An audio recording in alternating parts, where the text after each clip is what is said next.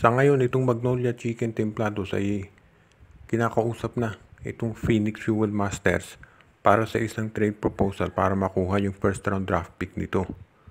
Dahil ang Phoenix ngayon, yung kanilang first round draft pick na pang number 4, ay isa doon sa mga gustong makuha ng maraming teams kabilang na itong Magnolia, Converge, NLEX, TNT at iba pa. At ang Magnolia mukhang handang mag-offer ng mga players para maging attractive yung ganitong klaseng proposal. Ang isa sa of course, ang isa sa pwede nating makita dyan ay offer itong si Paul Lee. Pero siguro kung itong si Tyler Teo naman ay hindi aalis dito sa Phoenix Fuel Masters, baka walang dahilan para tanggapin ng Phoenix yan dahil mas madali namang humanap ng point guard kaysa big man.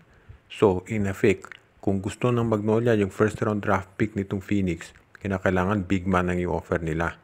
At sa tingin kong i-offer ng Magnolia dyan ay either itong si James Laput or itong si Abu Tratter at isasama nila itong si Jackson Corpus. Ngayon, nandito yan sa Phoenix kung tatanggapin. Si James Laput, alam natin maganda potential niyan. Kaya, posible natanggapin ng Phoenix yan dahil kulang sila sa center. Maganda rin kombinasyon itong si Tratter at si Corpus. Kaya alin man dyan sa dalawa siguro ay papayag itong Phoenix. Ngayon, ikaw naman ang Magnolia. Kinakailangan siyempre pag-isipan mong mabuti kung mag-o-offer ka nga ng isang James Laput.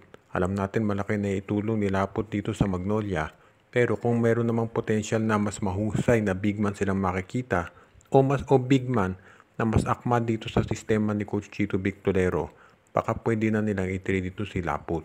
Kaya kinakailangan ito magdedepende kung sino yung mga players na sasali dito sa darating na draft. So yan ang aabangan natin.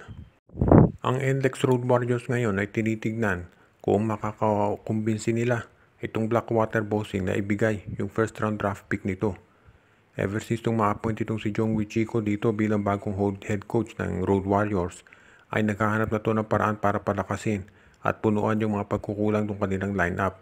Unang-una na dyan, kulang sila sa isang big man.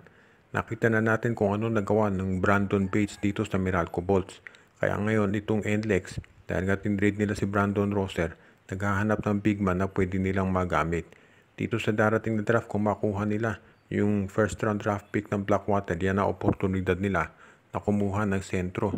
Dahil marami itong mag-a-apply ngayon dito sa PBA, pare both local at yung mga field foreigner.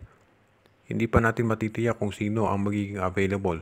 Pero kung ikaw si Jong Wichiko, gusto mong masiguro na nasa iyo na yung first round draft pick ng Blackwater bago mag-umpisa yung draft para makapili ka kagad. Ngayon, ang tanong, sino ba ang pwedeng i-offer nitong Blackwater, nitong NLEX para dyan? Obviously, si Robert Bonick, hindi nila i-offer yan. Ang tanong, sino pa bang players nitong NLEX Road Warriors ang kasing valuable? Siguro kung isang player lang, wala siguro.